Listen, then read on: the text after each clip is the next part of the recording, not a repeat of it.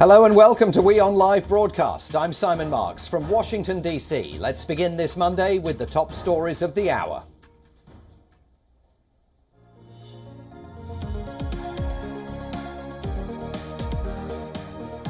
Ukraine's envoy to London backtracks on earlier suggestions that Kiev might be open to dropping its bid for NATO membership, saying now that there is no consideration being given to attempts to join the alliance.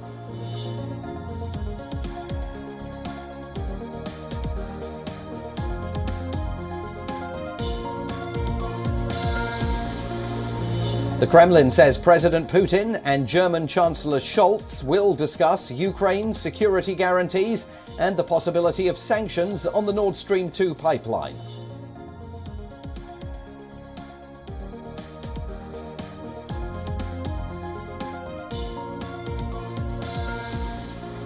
A senior Russian military official says the country is ready to open fire on foreign ships and submarines that illegally enter its territorial waters.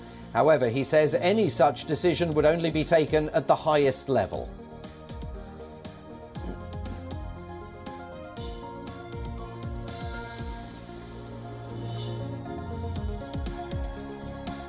Authorities in Belgium say over 30 Freedom Convoy vehicles have been intercepted as police try to stop them from reaching Brussels. Reports indicate nearly 500 vehicles are moving towards the Belgian capital.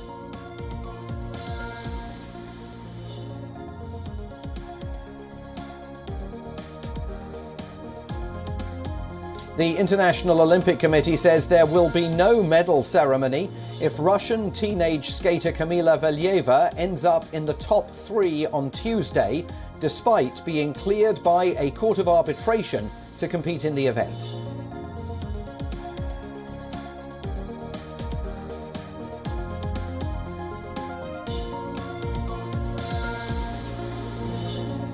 And Tata Group appoints the former chairman of Turkish Airlines and former advisor to Turkish President Erdogan, İlker Ayca, as its new CEO and managing director of Air India.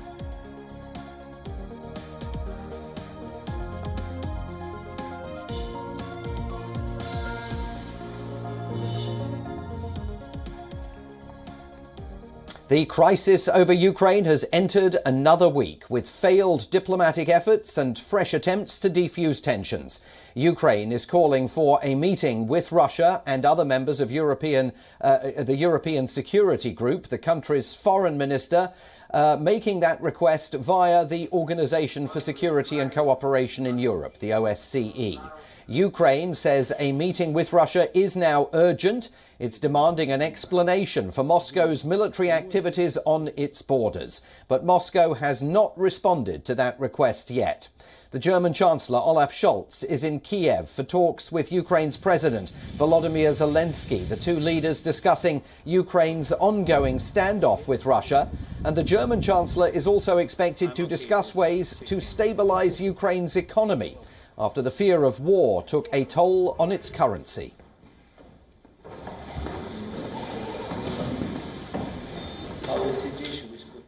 Und die Ukraine kann sich sicher sein, dass wir die nötige Solidarität zeigen, so wie auch in der Vergangenheit. Ukraine can be sure that we will show the necessary solidarity as we have done in the past. Germany is the country with the largest financial assistance that we have launched for Ukraine's economic stabilization compared to all the others. And we will continue to do so and make our contribution in this respect. And at the same time help to ensure that this dual strategy is continued. Clear messages about what will happen in the event of military aggression, and at the same time use all possible means to ensure that there is a peaceful development out of the crisis and that Russia de-escalates the situation. Und dass Russland die Situation deeskaliert. Scholz will fly to Moscow tomorrow, where he will hold talks with Russian President Vladimir Putin. The Kremlin says the two leaders will discuss the Ukraine crisis, security guarantees, and the possibility of sanctions on Nord Stream 2. Meanwhile, the Ukrainian ambassador to the UK has created some confusion with his latest statements on the country joining NATO. In an interview with the BBC, Vadi Pristaiko was quoted as saying that Kiev might drop its its NATO bid to join the alliance, but the ambassador later walked those comments back, saying the country's aspiration for NATO membership is, in fact, enshrined in its constitution.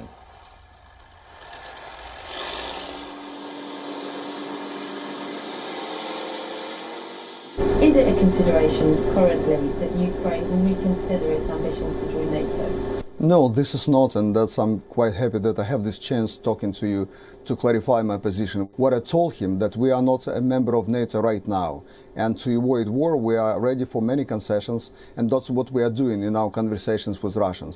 But it has nothing to do with NATO, which is enshrined in the Constitution. And when he was asked about whether Ukraine's commitment to joining NATO has shifted, the ambassador replied with a curt no.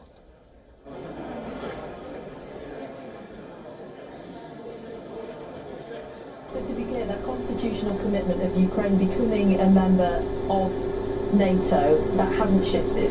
No. The British government continues to back Ukrainian sovereignty and the right to determine its own foreign policy and its own international ambitions.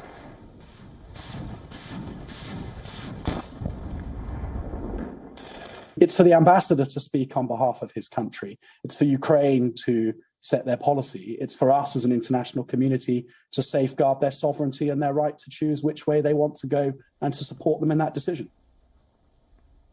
Meanwhile, the Kremlin says that it does not view the ambassador's comments as an official change in Ukraine's position on wanting to join NATO, but Moscow added that it would significantly help address Russia's security concerns if Kyiv did indeed renounce its intention to become an alliance member.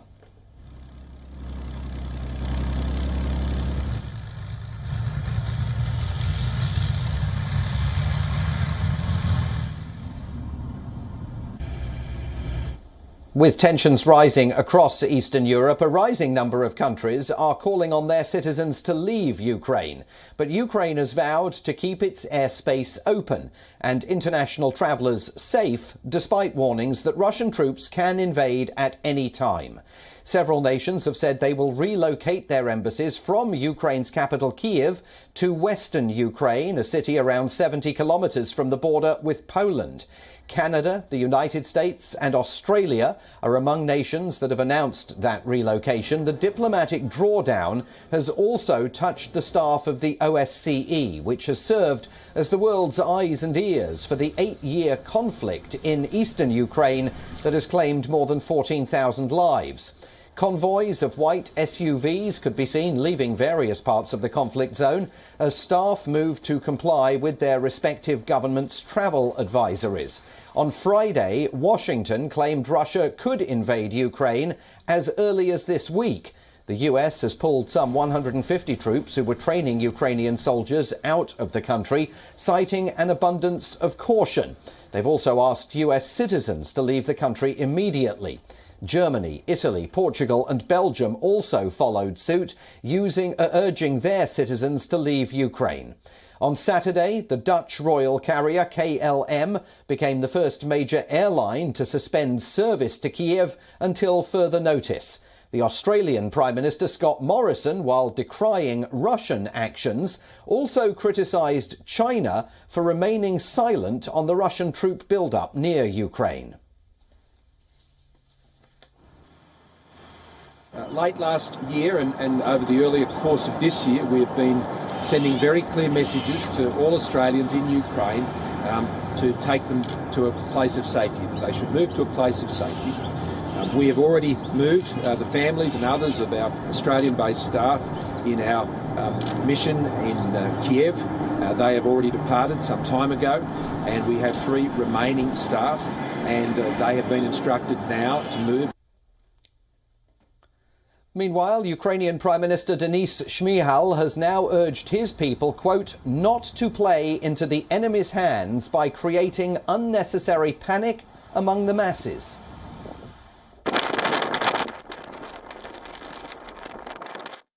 Такого єднання провідних демократій світу не було вже десятки років. І наш ворог це бачить і намагається розхитати корабель зсередини, залякати нас, роз'єднати нас, українців. Ми щодня стаємо сильнішими оборонно, економічно, політично. Єдине, що сьогодні дійсно нам потрібно, не піддаватись на гібридні провокації ворога та на дезінформацію. Наша армія готова, наша армія сильна, наша армія мужня. So the United States says an invasion could take place this week and that Moscow might create a surprise pretext for an attack on Ukraine. In a bid to defend their country, Ukrainians are getting themselves trained for war, undeterred by Russia's military might. Businesswoman Yulia spent her weekend as every other in recent months at a World War II memorial holding a mock wooden rifle. The memorial commemorates miners from the Donbass region who were sent to defend the port town of Odessa against the Nazi invasion in 1941. Yulia, along with many other citizens, are training for a similar scenario.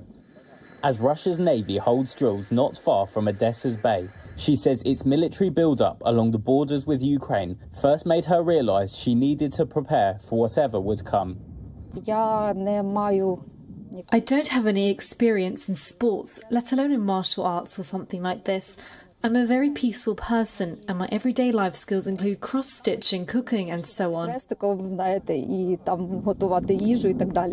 But now I understand that we might have to stand against well-prepared people, and whatever the outcome, in order to resist these people, I must be trained at least a little bit. Для того, щоб якось їм протистояти, я маю бути хоч якось підготовлена. The Territorial Defence Force volunteers are trained by instructor Valery Nachvinov. Вони можуть бути точно долучені до патрулювання місцевості. They can surely be included in street patrols or in defending critical infrastructure.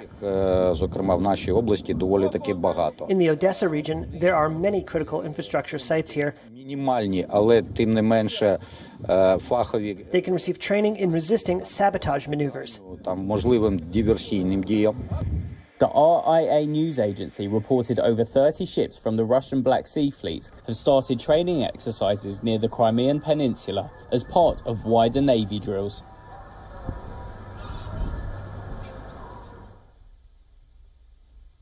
With over 100,000 Russian troops camped out at Ukraine's border, Kyiv has been seeking to shore up its military equipment in case it ever needs to face a Russian invasion.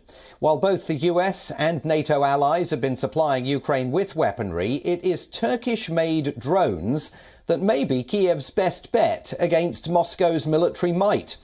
Russia, of course, holds a big edge when it comes to military aviation and missiles over Ukraine. But the drones made in Turkey are battle-tested. They've already played a major role in the 2020 conflict between Azerbaijan and Armenia, and also in conflicts involving Russian advisors or troops in Libya and Syria. The drones are considered reliable. They have become the low-cost aerial weapon of choice for many governments, including Ukraine. Their camera can laser locate targets from 12 miles away, far enough not to be detected by Russian anti-aircraft systems. Apart from being used for reconnaissance and targeting, the drones can fire their own guided missiles and stay airborne for 24 hours. They fly at an altitude of 25,000 feet. They're able to take off from both roads and airport runways. Ukraine currently has roughly 20 of these drones, with more on the way. Turkey and Ukraine also reached a deal earlier this month to establish a regional base south of Kyiv to produce and service them, significantly reducing manufacturing costs.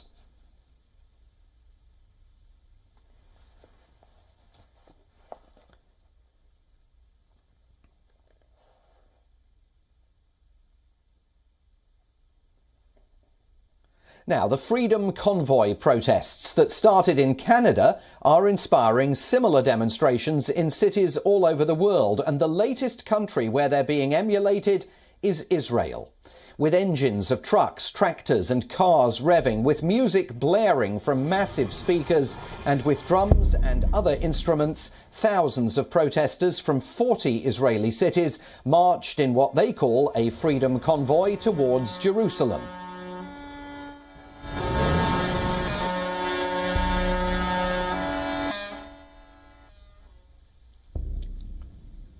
The The protesters plan to travel to the Knesset, the Israeli parliament. They're calling on the government to lift the state of emergency declared due to the COVID-19 pandemic.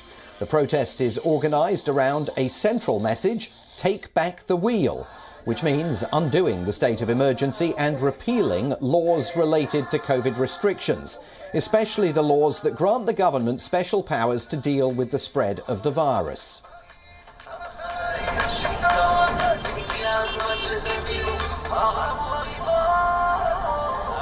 Our government, like many other governments around the world, has taken too much authority upon themselves and too many freedoms away from their citizens.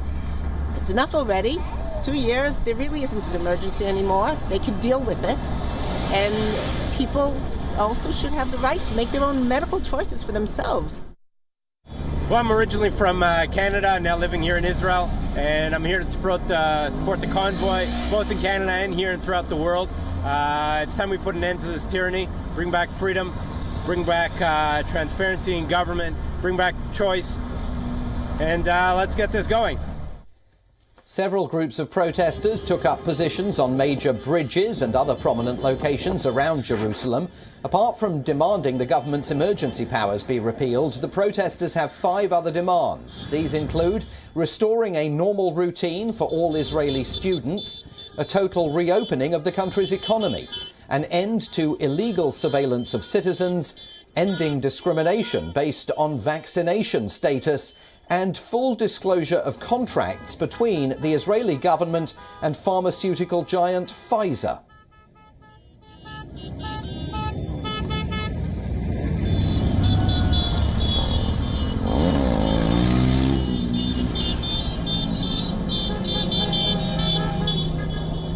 Yeah, because Israel has become the lab rat for the whole process of mandated vaccines and the hysteria about a COVID infection, which is very, very nasty, but is perfectly okay when it's treated well and treated properly and treated with the right things, as they now know, both in India and in Africa.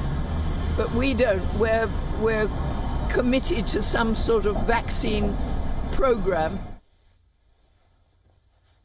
WION's correspondent Jodie Cohen sent us this report with more from Jerusalem. I'm at the entrance to Jerusalem, and Israel's Freedom Convoy is heading here from 40 cities. They're also protesting at bridges and intersections across the country. So far, it's a small but festive atmosphere, but the protesters are serious about their demands, calling for freedom from all corona restrictions, a normal routine for children, transparency and respect for individual rights.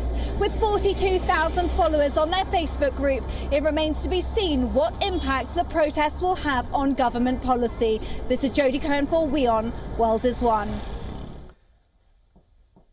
Hundreds of demonstrators gathered in central Tunis to protest recent measures taken by Tunisian President Kais Saied. He's granted himself new judicial powers in a decree that allows him to fire judges and block promotions and appointments. Around 2,000 people demonstrated in the capital, with many waving flags and shouting slogans. Demonstrators also carried placards which read, and I quote, "Don't touch the judiciary and save our democracy."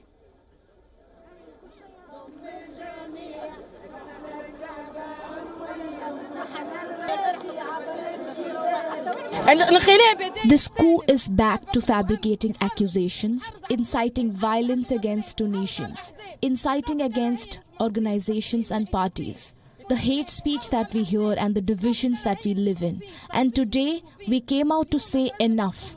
Wake up, Tunisians, wake up. Last week, President Saied announced his intention to replace the Superior Council of the Judiciary, citing claims of corruption and possible mishandling of politically charged cases. Meanwhile, critics take the view that this is the latest move by the Tunisian president to grab more power. This coup aggravated the crisis of the Tunisian people, while people were expecting the crisis to be resolved. This is because of the big mistake the president made, which was to disrupt institutions. There are no longer any independent constitutional institutions today. Yesterday's was the last of them before he decided to establish a temporary body for the Supreme Judicial Council. The protest was organised by the moderate Islamist group Ennahda, the biggest party in the suspended parliament that has emerged as President Sayed's most vocal opponent, and by a separate civil society organisation.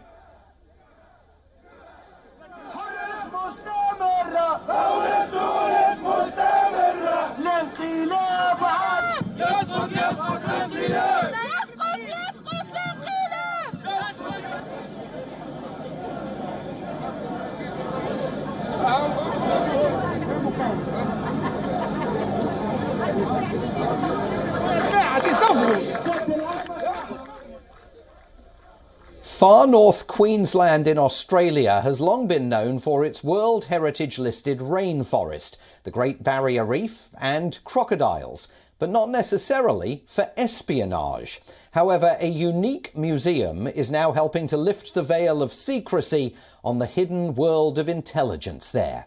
We're going to leave you with that story. I'll see you again tomorrow for another edition of WION Live Broadcast from Washington, D.C. Thanks for watching.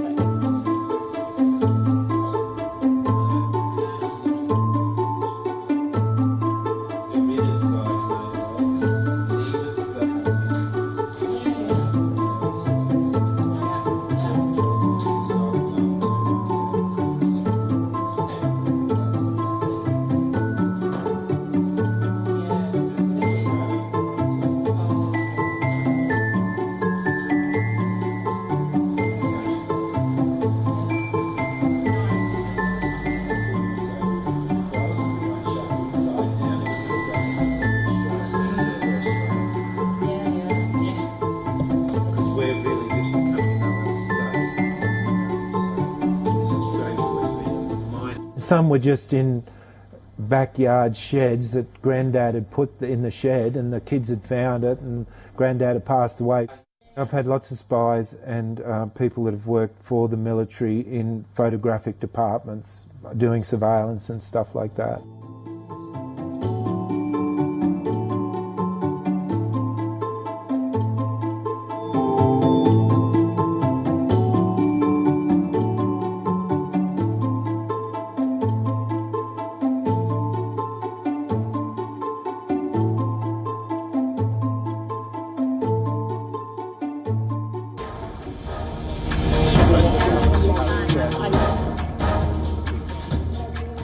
Many other